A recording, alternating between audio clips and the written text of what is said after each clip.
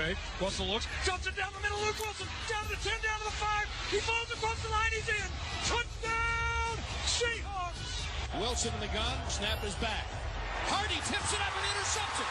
Hardy saw that coming and made an incredibly athletic play to intercept it 48 yards for another Seattle lead. Hauschka's kick is blocked. The kick is blocked. Special teams give it, and special teams take it away. I don't shy away from those moments. You look forward to it. I think as a collective group on offense, there's no pressure, there's no fear. I think the biggest thing is be relentless in those moments. 24-yard field goal to put the Seahawks on top from the right hash mark. There's the spot. The kick is up. And Stephen Hauschka is true. Seahawks 13-12 over the Cowboys. The Seahawks pull off the win in Jerry's World with a late field goal, as you just saw. A low-scoring affair, 13-12. Now, of course, Stephen A. had Seattle as his NFC Super Bowl pick. Skip, Dallas. Stephen A., how do you feel about your Super Bowl pick now? I'm not comfortable with them. I think the offense needs to get going a little bit more. I mean, you've got Jimmy Graham, you've got beast mode. We've seen the addition of Rawls, who's been impressive. Obviously, Lockett is there. Not who got hurt, but yeah. the little Lockett. Little Lockett is there, and we wish nothing but the best for Ricardo Lockett, which we'll get into a little bit later on. But they've got the requisite weapons on the offensive side of the ball, even though there have been some issues with that offensive line. But because there's been issues with that offensive line, Russell Wilson entered yesterday's game being sacked more than anybody, and Marshawn Lynch hasn't appeared to be beast mode for more than one game this season, which was last week, more so than at any other time, even though we all know he missed a couple of games.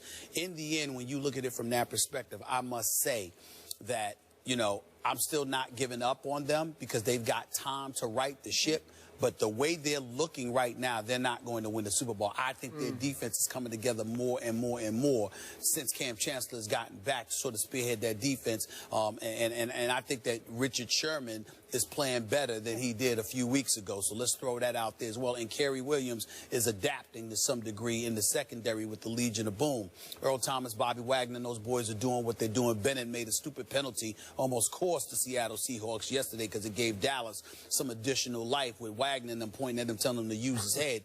But ultimately, this defense is playing the way an elite defense is supposed to play. They can't carry the offense, however. Your offense can't be a walking 3 and out. What Russell Wilson was in that last drive to set up the winning field goal, running on a couple of plays, is what makes Seattle most effective offensively. Because when there's the threat of him running and he shows a willingness to utilize it, it makes everybody a bit cautious, and then you can take chances downfield that you otherwise can't take when he's not looking to run the football. Allow me, however, to get into the Dallas Cowboys. Oh, just a little bit. Just a little bit. There. Enjoy it. I'm not going to make fun. This is not the day for me to do it because, again, Aaron Rodgers looked bad. The Giants looked awful. The Steelers lost. Yeah. So this ain't the day for that. And the Mets, yes, blew it, choked. But we'll get into that a little bit later, too. The reality, Skip, is this, and it's something that we have said a long time ago, but certainly haven't had a reason to say in the last year and a half, 2 years. Skip, I think Jason Garrett is a bit overrated. I think somebody needs to say this. Whoever rated him. Well, they were 12-4. They did win a division last year. He got a lot of credit, and we gave that to him. Skip, I watch him, and I consider him a front runner. And you know your man Omar Epps, the actor that was on here. We love him. He's a diehard Cowboy fan, just like you are. He said the same thing. But it's like, listen. Jason Garrett's a front runner. When everything is right and all the personnel is there, he can help, he'll make sure you don't beat yourself. Yeah. But a good coach, if not a great coach, is supposed to be able to elevate you even when you don't have your requisite weapons. Now, you can't be what you are with Tony Romo. Yeah. But my goodness, you've been in position to win some of these games if you're the Dallas Cowboys. 2 games you had to lead in the fourth quarter. A couple of other games you were right there. And somehow, some way you've lost 5 straight. And Jason Garrett seems incapable of stopping the bleeding. And then I stood around and I watched again that whole Hardy explosion on the sideline from more than a week ago. And I see everybody getting in his face but Jason Garrett, who literally stood there and did nothing. And I just look at this guy and I'm like, there's something missing. I'm not saying the man doesn't know football. I would never accuse him of that. I'm just saying whatever that it factor is that you need from a head coach, he does not appear to have. Dallas actually should have won that game last night. And by the way, that wasn't a touchdown by Wilson, and I get that, but it was close enough where I can understand how the officials could give it to him, and to me, they would have scored anywhere from that position. Right. So it's no big deal. That's all I got to say. Finished? Yep. Is the show over yet? That was a long answer. I didn't think it was, but go ahead. All right. There's a two for one. Yeah, you know, it wasn't nearly as long as you starting off the show talking about Aaron Rodgers. That was some rich stuff. That was some A material. Yeah. You're allowed to bring it once every 6 months. Go ahead. Oh! to your Jason Garrett point, right. What he does best is he claps. He backslaps. He pushes the guys like for fun when they come off the field, like way to go. You know, he's a cheerleader. Yeah. Right. Seriously, he's like a male cheerleader, like the Texas A&M male cheerleaders. They're great. I love to watch them, but I don't want him coaching my team, especially. Yeah. Okay. I can't knock you. Here's what's funny about what you just said. I am more up on your Seahawks than I am on my Cowboys. Where I liked them yesterday. I thought they were good. I thought when Russell Wilson needed to make some plays, he converted 3 straight big third downs. Not easy. And got him down in position to win the football game with a field goal. I admired that about him. And that defense, it's rounding back into form. You got to admit, it's formidable now, right? Yeah. Richard Sherman was really good. I would like to see Richard Sherman against a 100% healthy Des Bryant being thrown to by Tony Romo, but that's a whole other issue. Yeah. Maybe God help us, we'd see that somewhere down the, maybe in the postseason. But I'm about to give up on my postseason chances here because we have gone from the castle to the outhouse, have my Cowboys. I was trying to do it the other way around, but now we have gone to the outhouse. That's 5 straight losses. It's tearing my soul out, game after game. That was excruciating. I knew it was coming. I picked the Seahawks, and not once in that whole game did I ever really believe my Dallas Cowboys would win that game. And yet, they teased me, and they pulled me along, and I had to sit and wait all the way to the bitter, bitter, bitter end for another kick me in the stomach kind of a loss. My point is, in the end, and I tweeted this yesterday, and I'm not joking about this, Matt Castle made me miss Brandon Weeden.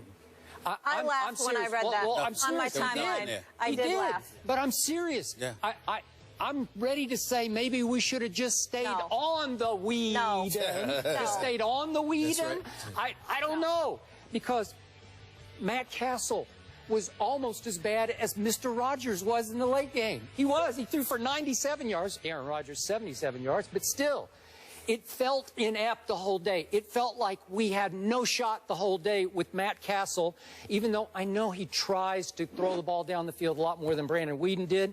It's like he's throwing a Nerf football.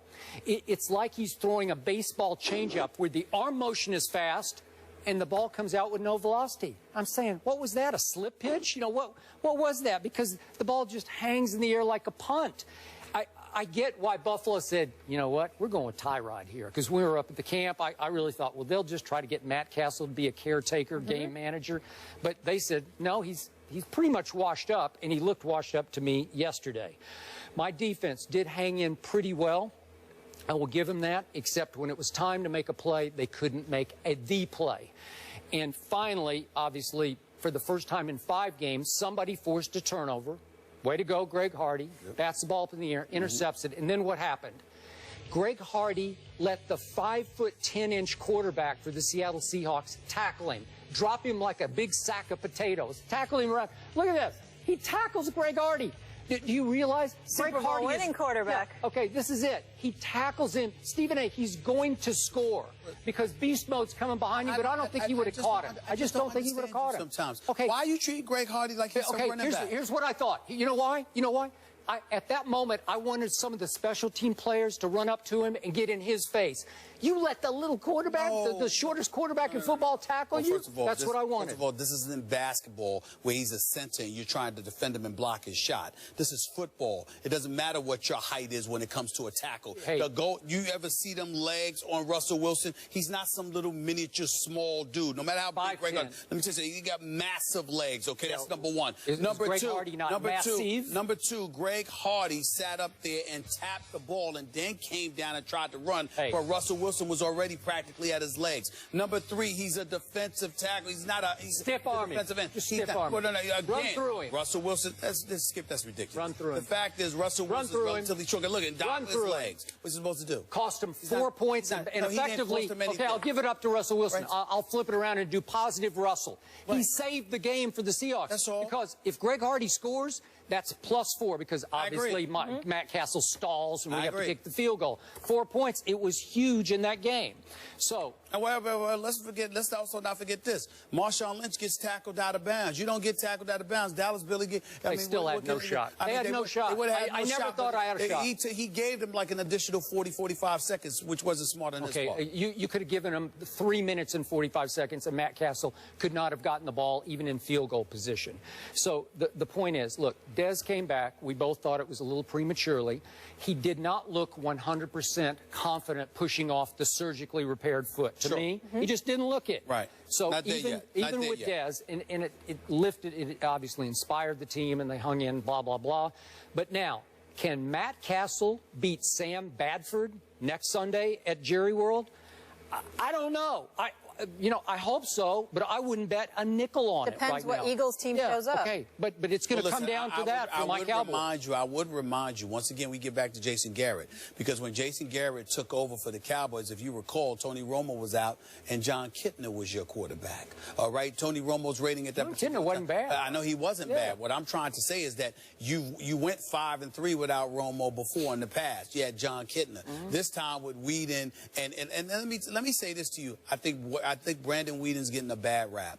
I repeat, the Dallas Cowboys, think about it. You had the lead against the Atlanta Falcons. You were tied in overtime, and that was a defensive miscommunication. Okay. You know, I mean, Brandon Whedon. So would you put him back in next week? Yeah, would you go with him? Why not? What do you have to lose? Because, I mean, Matt Castle's not, again, like and everything you just said, to gain. I would put Brandon Whedon back in there this week. Why not? Because I got to tell you, I thought he got a bad rap. I never thought that he should have been taken out. It just didn't matter whether he did or didn't because it's the Cowboys. But the flip side to it is that if you're Brandon Whedon, it was not his fault that they lost those games. Yeah. It was not his fault. All right. And he did throw a late touchdown pass at the Eagles. He threw an interception against Atlanta, but they had a lead at that time. Now, it sparked their comeback, but you still, even after they scored off, once they intercepted them and then drove downfield, you still had a lead.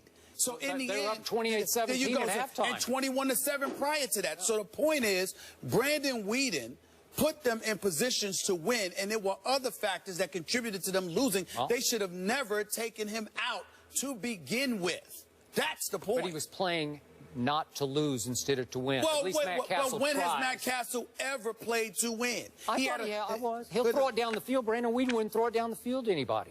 Maybe they weren't open. You have 2 quarterbacks. You have none. Bottom line, you need Romo back. That is correct. Seattle's starting to look a little bit like Seattle again.